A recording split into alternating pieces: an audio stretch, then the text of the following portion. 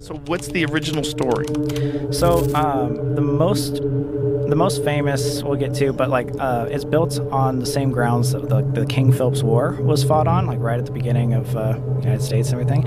So the main people that haunt it are like 7 dead soldiers that this little girl always kept seeing in the walls, and thus it started manifesting more to the entire family. So this family called the Perron family bought the place in like I think 1972, and for 10 years they said they would see, you know, these figures, these soldiers walking around, like their beds would shake, they would get scratches, like, and it kept getting worse over the 10 years.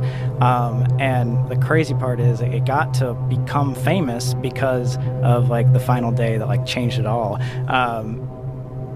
They wanted to do like an exorcism on the house because I think, who's the mom Perron? Whatever. Caroline or something? Carolyn Perron. Yeah, Carolyn Perron was getting like really bad. Like she would have things happen to her every single day. You know, furniture would move, all these sort of things. She was getting like really rash with everything. So she brought in these demonologists to her. Ed and Lorraine Warren. Ed and Lorraine if you've Warren. heard of them before. No. They're like the demonologists, the paranormal investigators. They are like the fathers of it all. Yeah. Maybe I have heard of them. Are they featured in the Zach Bagans Yes. Museum? Yeah. Yeah, okay, that's where I've heard of them. Yeah, which is also a crazy place. Yeah. We'll talk about that. But yeah, so anyway. I just went. Really? You just I went? just went a couple weeks ago. Oh, no way. Yeah, my daughter dragged me to that too. Hey, there we go.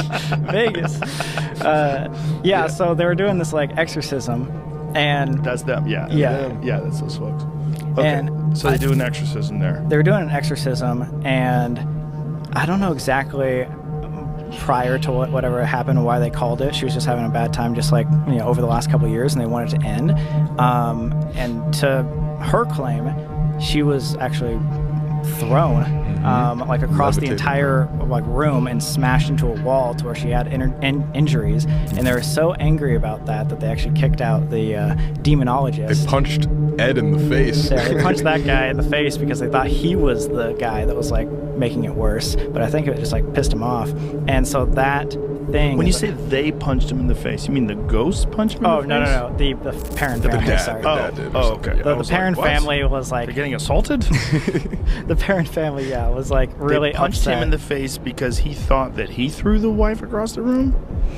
Or Yeah. he was He responsible thought for it? they made it, or he was there, and like the exorcism that he was conducting made it more angry, which in turn hurt his wife. Oh, so he got angry. He was Yeah, like, but "Stop you doing this." Brought him Punched in. him. Yeah, exactly. Exactly, It's like yeah. hiring a priest Sell and then the house, punch bro. him. in priest. Right. Move. Yeah, exactly. What the fuck is wrong with you? Move down the street. Punching people. Come on. So the Perron family actually wrote a book about that, and Really? they say the Conjuring movies actually don't do it justice of all the things that happened and all the movements and the craziness that happened in that 10 years that they lived there. They were Really? like, in the real life, actually experiencing it and the trauma that they went through, they say it's like 10 times worse. Yeah. Than And so they feel like it was dead soldiers, like murdered soldiers on the battlefield.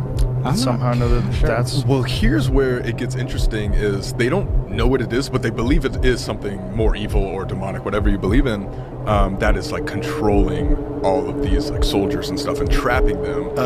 Movie goes with that's a person named Bathsheba who was like a neighbor who everybody just thought was a witch.